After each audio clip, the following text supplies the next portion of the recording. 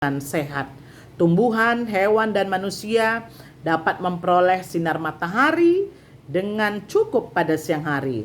Pada malam hari, semua ciptaan dapat beristirahat dengan baik. Ketika tumbuh-tumbuhan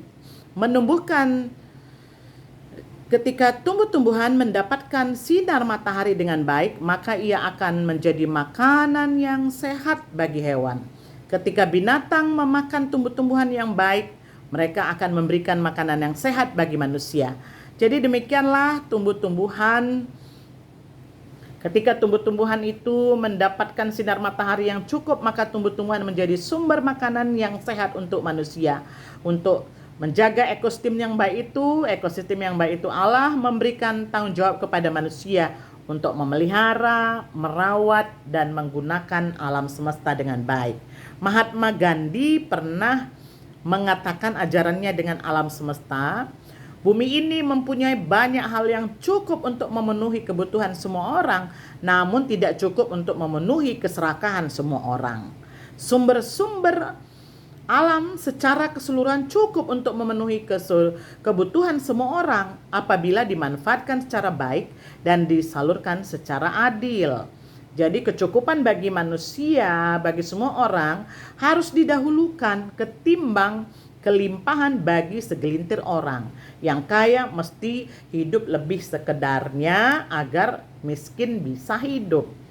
Ketidaksediaan manusia dalam mempertanggungjawabkan tugas dan tanggung jawabnya terhadap alam semesta akan membuat ekosistem menjadi tidak seimbang. Jadi anak ibu di sini kita lihat bahwa aktivitas yang kamu tunjukkan dalam keterlibatan aktif dalam memelihara alam dan lingkungan hidup ini adalah kita bersedia untuk mempertanggungjawabkan tugas dan tanggung jawab kita terhadap alam semesta. Kalau tidak, akan membuat ekosistem itu tidak jadi seimbang. Misalnya, ketika manusia berlomba-lomba untuk membangun villa, komplek perumahan di tempat-tempat resapan air penahan air, maka akan mengakibatkan adanya bencana alam, banjir, atau tidak tersedianya air bersih bagi kebutuhan hidup manusia. Bukan hanya itu saja, kesejukan udara juga rusak karena pohon-pohon banyak yang ditebang, karena kita itu menghirup oksigen dari pohon-pohon itu. Yang kedua, ketika manusia berlomba-lomba membangun gedung-gedung pencakar langit yang dibungkus dengan kaca, maka ada kemungkinan bahwa cahaya sinar matahari yang dipantulkan oleh kaca itu akan merusak. Merusak apa? Yaitu merusak susunan atmosfer bumi, sehingga mengakibatkan adanya perubahan suhu udara. Yang C, ketika manusia berlomba-lomba untuk membangun pusat industri dan membuang sisa-sisa limbah sembarangan, maka akan terjadi pencemaran lingkungan yang mengakibatkan terbunuhnya makhluk-makhluk hidup yang dibutuhkan untuk menjaga keseimbangan alam. D, ketika manusia membuang sampah khususnya plastik dengan sembarangan, maka akan terjadi polusi tanah sehingga mengakibatkan tanah tidak lagi subur kalau dibuang juga ke laut atau ke sungai. Seperti ke laut, kalau plastik dibuang ke laut, ubur-ubur itu akan menganggap itu makanannya, maka ketika dia makan itu sampah plastik, dia akan mati. Yang ke E, ketika manusia berlomba-lomba untuk memproduksi mobil sebanyak mungkin, maka akan mengakibatkan terjadinya polusi udara karena asap-asap yang keluar dari mobil, sehingga mengakibatkan penurunan potensi kesehatan manusia. Anak-anak kabar baik yang dikasihi Tuhan, kita harus mensyukuri pemeliharaan Allah. Apakah manusia sehingga engkau mengingatnya? Apakah anak manusia sehingga engkau mengindahkannya? Mazmur 8 ayat 5 seharusnya menjadi ucapan syukur dan pujian manusia kepada Allah yang mengungkapkan kesadaran manusia bahwa ia tidak dapat hidup sendiri, dan mengungkapkan kerendahan hati manusia atas kemahakuasaan Allah yang selalu mengingat manusia walaupun manusia itu penuh dengan dosa dan kesalahan. Dalam Mazmur 8, Mazmur 104, Ayub 38 sampai pasal 42. Pengakuan pujian kepada Allah yang selalu mengingat dan memelihara dan kehidupan manusia dan alam lingkungannya harus pula disertai dengan pengakuan dosa atas tindakan manusia yang merusak alam lingkungannya dan panggilan untuk bertobat. Jadi apalagi yang kita harus tunjukkan keterlibatan aktif dalam memelihara alam dan lingkungan hidup ini, yaitu pengakuan dosa, tindakan yang tidak merusak alam dan lingkungannya, panggilan untuk bertobat, berusaha untuk memperbaiki alam lingkungan yang telah dirusaknya. Jadi manusia perlu membatasi diri dalam menggunakan alam semesta ini. Membatasi diri dalam menggunakan alam semesta, merusak alam tanpa batas. Jadi manusia perlu, di sini kita lihat, memperhatikan ritme-ritme alam, irama kehidupan yang baik. Ada siang dan malam, ada hari kerja dan istirahat, ada musim-musim tertentu yang terjadi di dalam alam, panas dan hujan, menanam dan menuai. Manusia tidak boleh merusak alam dengan menguras hasil alam tanpa memperhatikan ritme kehidupan alam semesta. Jadi anak-anak Kabar Baik mensyukuri pemeliharaan Allah atas alam semesta ini, memberi tanggung jawab kepada manusia untuk apa? Yaitu memperbaiki cara hidup. Ibu ulang kembali, tindakan apa yang harus kita lakukan, kita tunjukkan dalam bahwa kita itu terlibat aktif dalam memelihara alam dan lingkungan hidup. Apa aktivitas kita? 1. Memperbaiki cara hidup dan tindakannya terhadap alam semesta, tidak merusak, tidak semena-mena. Kedua, menguasai, memakai alam semesta dengan bertanggung jawab, itu artinya. Yang ketiga, memperhatikan dan menjaga ritme kehidupan alam semesta dengan tidak menguras sumber-sumber alam tanpa batas. Anak-anak Kabar Baik, kita dan lingkungan. Mencoret-coret? Kebiasaan mencoret-coret nampaknya sudah menjadi sebuah tradisi dan aksi atau tindakan untuk menunjukkan harga diri seseorang atau kelompok yang sulit untuk dihentikan. Kegiatan ini dilakukan di mana saja, kapan saja, dan dalam bentuk apa saja. Walaupun ada peraturan dan larangan, tetapi peraturan larangan itu tidak pernah mampu menghentikan tindakan mencoret-coret. Masih perlukah dilakukan? Jawabnya tentu perlu dan tidak perlu. Dua jawabannya, tentu perlu dan tidak perlu. Apa maksudnya di sini? Mencoret-coret memang tidak sepenuhnya negatif, asal dilakukan pada tempatnya yang sudah disediakan dan memperhatikan nilai-nilai keindahan dan berisi makna yang indah. Mencoret-coret menjadi negatif jika dilakukan sebagai tindakan yang merusak lingkungan, merusak fasilitas, merusak hak milik orang lain, dan merusak keindahan. Misalnya mencoret-coret di tempat-tempat rekreasi, di tembok milik orang lain, di tempat fasilitas umum, terminal, halte bus, dan sebagainya, yang merusak keindahan dan suasananya. Jadi B, tidak peduli dengan lingkungan. Ini harus kita tinggalkan setelah pembelajaran ini. Apa yang dikehendaki Tuhan, peduli dengan lingkungan. Jadi jangan tidak peduli dengan lingkungan. Beberapa keprihatinan terhadap lingkungan yang perlu mendapat perhatian adalah hutan-hutan, resapan air yang begitu luas di dunia semakin hilang. Lebih 10.000 meter persegi per menit hilang. Kalau kejadian ini berlangsung terus-menerus berapa tahun lagi ya, hutan akan lenyap. Yang kedua, industri nuklir menghasilkan sejumlah besar sampah nuklir atau radioaktif. Jika dibuang ke tempat-tempat tertentu, misalnya laut, akan sulit untuk dihilangkan dan merusak kehidupan laut. Anak-anak Kabar Baik yang dikasihi Tuhan, yang berikutnya, asap-asap pabrik menghasilkan polusi udara dan mengakibatkan terjadinya hujan asam. Praktek-praktek pengolahan tanah pertanian yang tidak memperhatikan lingkungan sehingga merusak alam, struktur tanah, kesuburan tanah, dan mengganggu lingkungan hidup hewan. Jadi perlu menyadari dan memperhatikan, anak-anak ibu yang dikasihi Tuhan, Kabar Baik. Langkah yang kelima, kamu dapat mengkomunikasikan bahwa kita harus menyadari dan memperhatikan adanya keterbatasan, semakin berkurangnya sumber daya alam untuk mendukung terciptanya kehidupan lingkungan yang baik. Maka manusia seharusnya segera bertindak untuk menyelamatkan lingkungan itu, sumber daya alam yang masih tersedia. Eksploitasi sumber daya alam yang tidak bertanggung jawab, pencemaran lingkungan, pencemaran oleh pabrik, dan penggunaan zat-zat kimia yang berlebihan harus segera dihentikan. Budaya dan semangat konservasi, manajemen lingkungan yang baik, dan cinta lingkungan harus segera dikembangkan. Jadi sebagai wakil Allah di bumi, anak-anak Kabar Baik manusia, sebagai wakil Allah di bumi, manusia diberi tanggung jawab.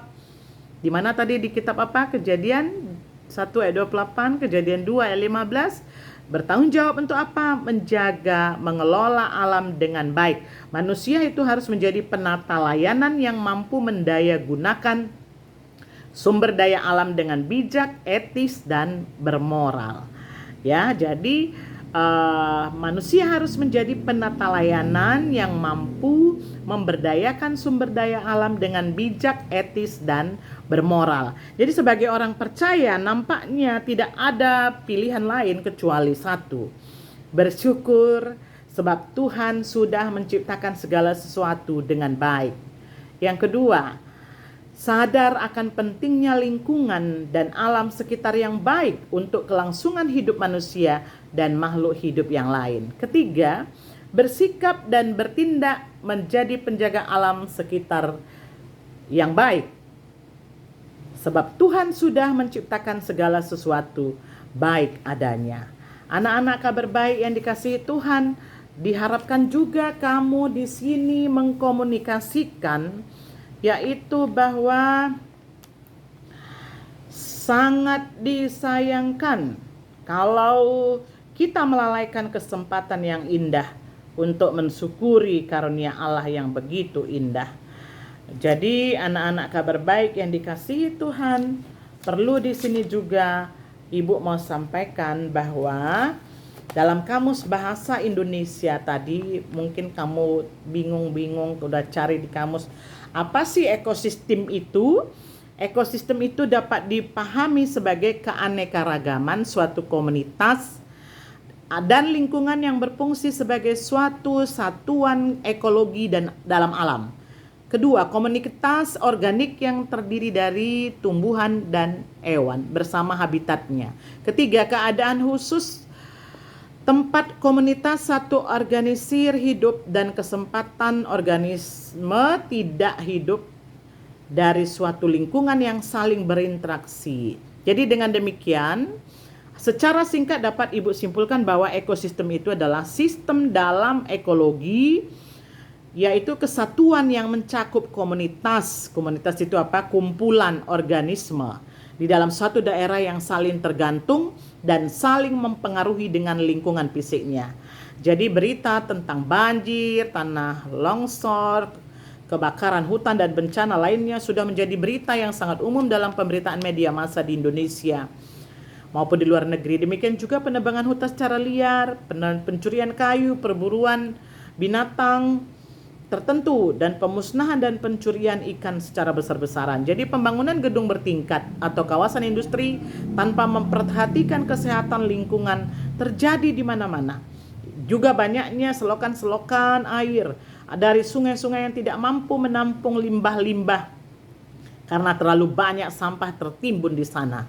Jadi semua itu menggambarkan bahwa hidup yang ramah terhadap lingkungan memang belum tertanam dalam pola hidup sebagian manusia, khususnya orang Indonesia. Keserakahan dan kecenderungan manusia yang hanya mementingkan diri sendiri tersebut menjadi masalah yang tidak pernah berhenti di Indonesia. Jadi anak-anak Kabar Baik yang dikasihi Tuhan, kita perhatikan beberapa kutipan dari media massa mengenai kerusakan ekosistem di bawah ini. Data terakhir pemerintah Kabupaten Sukabumi menunjukkan banjir bandang ternyata melanda sejumlah desa di kawasan tersebut. Desa Citepus, Citarik, Kita lihat lagi Cikadu, namun lokasi yang paling parah banjir bandang adalah Kelurahan Pelabuhan Batu. Hingga kemarin tercatat 1.136 keluarga menjadi korban bencana banjir bandang, sebanyak 61 rumah hancur, 292 rumah rusak berat, dan 396 bangunan rumah rusak ringan. Kerugian material akibat banjir itu diperkirakan 3,8 miliar. Selain itu, aktivitas di tempat pelelangan ikan Pelabuhan Ratu menjadi terganggu. Para pedagang ikan dan nelayan mengalami kerugian. Mereka kehilangan puluhan ton ikan karena hanyut terbawa banjir bandang ke laut. Jadi aktivitas melaut para nelayan juga terganggu karena perahu dan jala mereka rusak saat bencana alam itu terjadi. Pagar TPI juga jebol akibat diterjang banjir. Jadi ada beberapa perahu tenggelam saat banjir. Kata Badri di sini, pengurus Himpunan Nelayan Seluruh Indonesia cabang Pelabuhan Ratu. Sementara itu sebagian warga menjadi korban banjir masih bertahan tinggal di posko penampungan para korban banjir maupun di rumah kerabat mereka. Warga juga kesulitan air bersih sehingga terpaksa mengambil air untuk kebutuhan sehari-hari di sungai yang keruh akibat dilanda banjir. Akibat hujan yang terus-menerus di kawasan Pelabuhan Ratu di Sungai Cisanga, Cigangsa, dan Cipalabuhan meluap dengan membawa serta kayu gelondongan, sampah, dan pasir. Itu berita dari Kompas tanggal 28 November 2003. Sudah lama ya, tetapi kita boleh belajar dari situ. Kemudian kawasan atau daerah yang tergenang banjir akibat meluapnya Sungai Batanghari di Jambi sejak 3 hari lalu semakin meluas. Diperkirakan ribuan hektar lahan pertanian pekarangan yang berada di bantaran sungai dan daerah aliran sungai Batanghari di wilayah Kabupaten Batanghari, Muara Jambi, dan Kota Jambi sudah terendam antara 50 sampai 30 cm. Saat itu air hujan di kawasan hulu masih sering turun hujan. Jadi anak-anak kabar baik, para petani palawija sayuran di bantaran sungai Batanghari itu di 2 kabupaten dan kota dan tanamannya sudah terendam. Mereka hanya pasrah saja. Mau apalagi, banjir sudah datang, tanaman sudah terendam.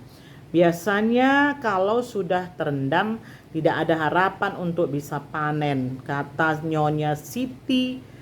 Di sini seorang penduduk ya sejenjang Kota Jambi, Sabtu 29 November.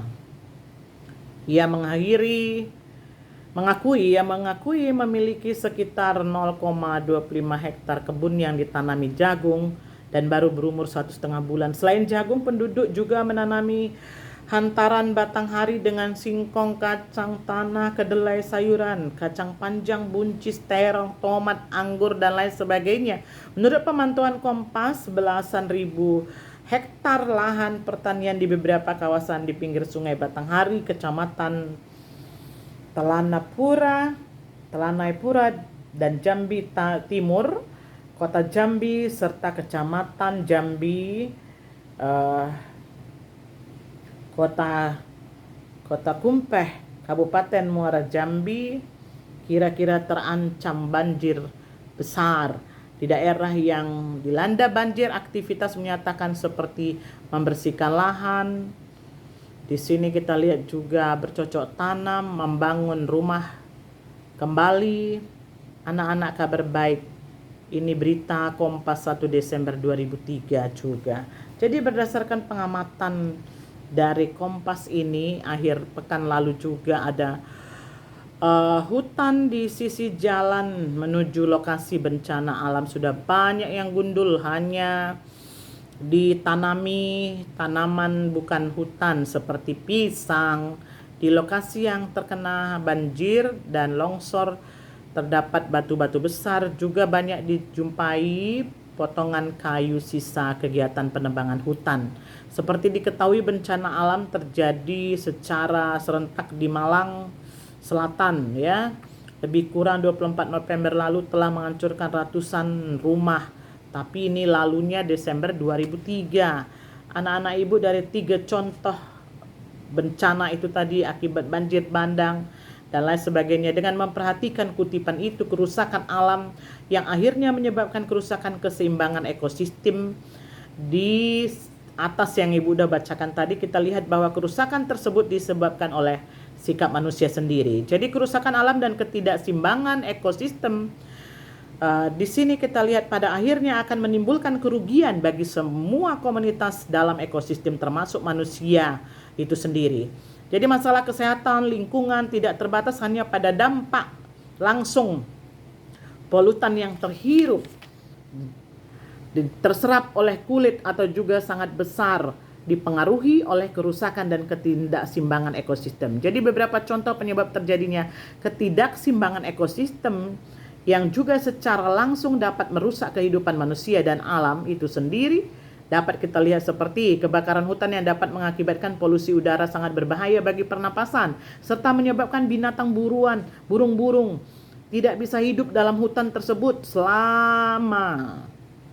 selamanya dan menyebabkan banjir. Penebangan hutan dengan sembarangan dapat menyebabkan banjir yang menimbulkan penyebaran penyakit infeksi, rusaknya sarana pengelolaan limbah dengan baik.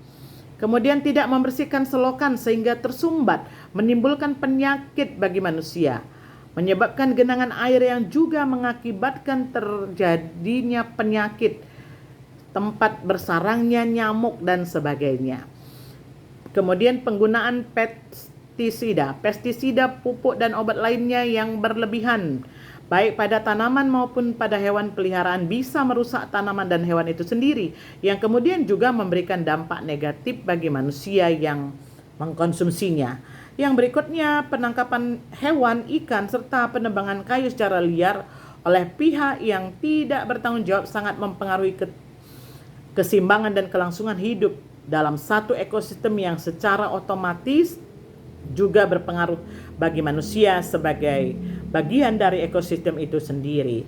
Jadi pesan yang tertulis dalam Alkitab yang disampaikan untuk orang-orang buangan di Babel dalam Yeremia 29 ayat 7 sangatlah jelas bahwa mereka harus mengusahakan kesejahteraan kota kemana mereka dibuang. Padahal kota itu bukanlah tanah kelahiran mereka, karena kesejahteraannya adalah kesejahteraanmu. Berhadapan dengan lingkungan yang seharusnya muncul pada kita adalah sikap memelihara, sikap bertanggung jawab, sikap memunculkan yang baik, sehingga keberadaan lingkungan menjadi berkat yang bisa dinikmati bersama. Namun dalam kenyataannya tidak semua orang mampu bersikap demikian. Lebih banyak orang yang ingin memanfaatkan sebesar-besarnya lingkungan yang ada dengan cara-cara apapun sehingga menimbulkan kesejahteraan jangka pendek. Namun ternyata untuk jangka panjang dapat merugikan. Kesalahan inilah yang seharusnya diperbaiki dan dicegah terulang di kemudian hari.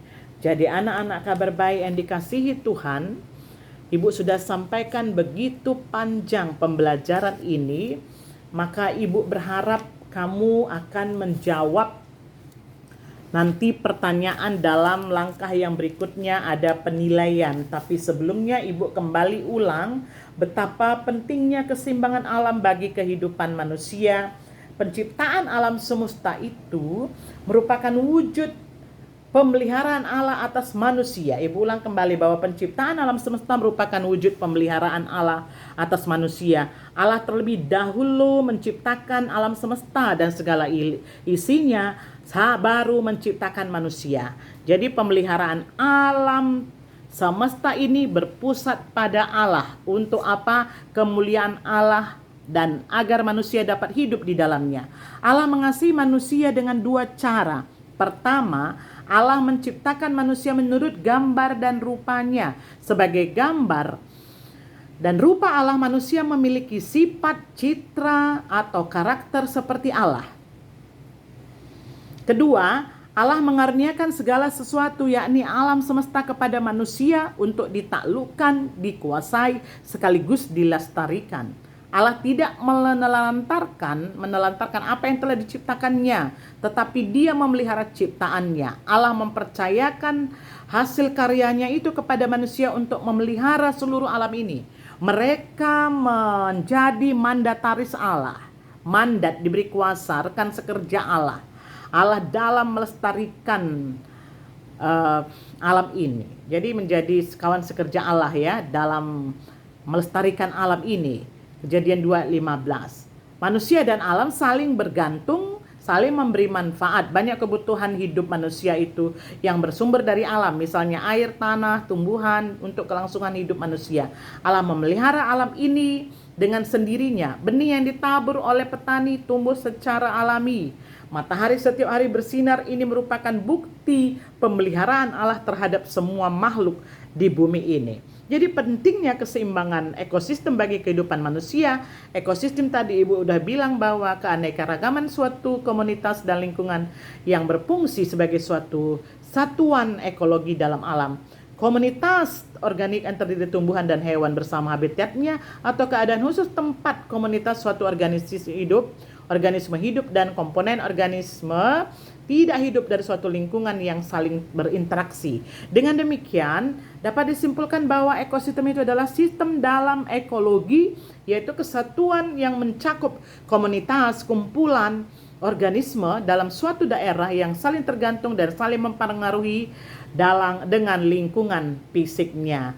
Jadi anak-anak kabar baik, demikianlah manusia diangkat menjadi wakil mandataris Allah di bumi. Manusia bertanggung jawab mengusahakan alam, memelihara, mengembangkannya. Jadi tujuan utama Allah adalah supaya dunia ini semakin baik, semakin bagus sebagaimana yang telah difirmankannya pada setiap ciptaannya. Kejadian 1 ayat 4, Kejadian 1 ayat 10, pasal 12, Kejadian 1 ayat 18, Kejadian 1 ayat 25, Kejadian 1 ayat 31.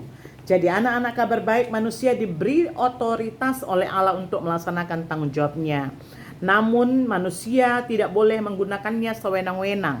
Manusia tidak boleh menggunakan kekuasaannya untuk kepentingannya sendiri dan merugikan pihak lain. Manusia harus peduli, anak-anak kabar baik harus peduli kepada sesama dan makhluk ciptaannya yang lainnya termasuk alam sekitarnya.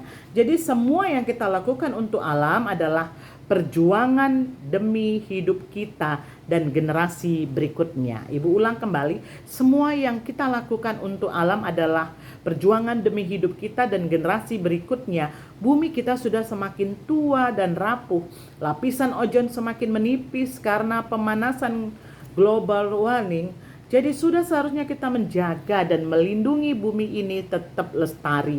Sebagai remaja yang peduli terhadap alam sekitar, kita wajib menjaga alam sekitar kita ini. Jadi wajib menjaga alam sekitar kita. Banyak dampak negatif yang ditimbulkan akibat tidak peduli terhadap alam. Di antaranya tanah longsor dan banjir yang tadi awal sudah Ibu ceritakan, walaupun itu tahun 2013 tapi itu bukti-bukti nyata.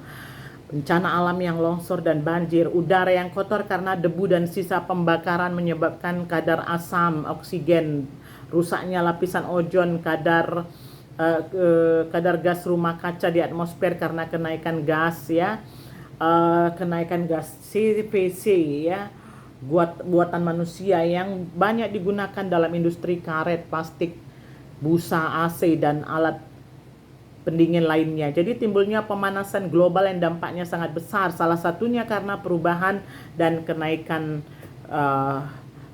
iklim dan kenaikan permukaan air laut. Cara-cara yang melestarikan alam sebagai bentuk tanggung jawab dapat dilakukan dengan, jadi ini di sini aktivitas yang menunjukkan keterlibatan anak kabar baik demi memelihara alam dan lingkungan hidup adalah menanam pohon, satu. Kedua, membuang dan mengolah sampah. Ketiga, melindungi hewan-hewan di sekitar kita. Keempat, menjaga kebersihan alam. Kelima, mengurangi polusi. Keenam, meminimalkan pembangunan yang mengurangi lahan hutan. Ketujuh, meningkatkan kepedulian kita terhadap Tuhan. Anak-anak kabar baik di sini, karya pemeliharaan Allah dalam kehidupan manusia dapat dilihat dalam proses dari awal pembentukan dunia ini. Jadi manusia dan alam saling bergantung dan saling memberi manfaat. Kita memahami bahwa banyak kebutuhan hidup manusia yang bersumber dari alam ini ya. Ya berulang-ulang Ibu kembali, maka di sini kita lihat apa saja kebutuhan hidup manusia itu, air, tanah, tumbuhan, dan sebagainya. Untuk apa semua itu? Kelangsungan hidup manusia. Oleh sebab itu manusia bertanggung jawab mengusahakan alam, memeliharanya, mengembangkannya. Jadi tujuan utama Tuhan adalah supaya dunia ini semakin baik, sebagaimana yang telah difirmankannya pada setiap penciptaan bahwa semua baik adanya. Jadi anak-anak kabar baik yang dikasihi Tuhan, maka di sini Ibu akan berikan tugas sebagai refleksi pembelajaran ini. Apakah kamu sudah belajar bertanggung jawab menjaga dan melestarikan alam sekitar? Ibu ulang kembali. 1. Apakah kamu sudah belajar bertanggung jawab menjaga dan melestarikan alam sekitar kita? Sudah Bu, berikan contohnya. Jika belum, berikan alasannya. Kenapa belum? Kedua, tindakan apa saja yang dapat dilakukan kaum remaja anak kabar baik kelas 7 dalam melestarikan alam? Ketiga, apakah manfaat kita menjaga dan melestarikan alam? 4. Apakah tindakan yang dapat kita lakukan sebagai wujud menjaga dan melestarikan alam dalam kehidupan sehari-hari di sekolah? Kelima, jelaskan hal negatif yang dialami manusia akibat tidak menjaga kelestarian alam. Nah, demikianlah anak-anak kabar baik yang dikasihi Tuhan. Pada pertemuan kita ini, kita bersyukur atas anugerah Tuhan yang mana kita ini boleh bersama-sama belajar tentang alam sebagai ciptaan Tuhan ini. Jadi anak-anak kabar baik diharapkan dapat menyimpulkan pembelajaran ini nanti dari mana akan Ibu nilai, kamu akan dievaluasi. Penata layanan adalah orang yang diberi tanggung jawab untuk mengelola dan menguasai harta benda milik orang lain.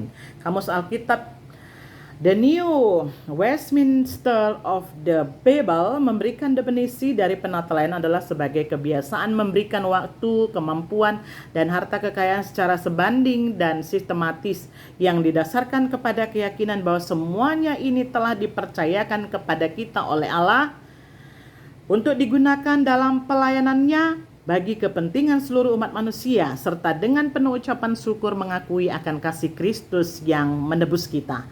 Di dalam kehidupan sehari-hari, penata layanan itu lebih dikenal dengan sebutan manage. Contoh Kejadian 43 ayat 16.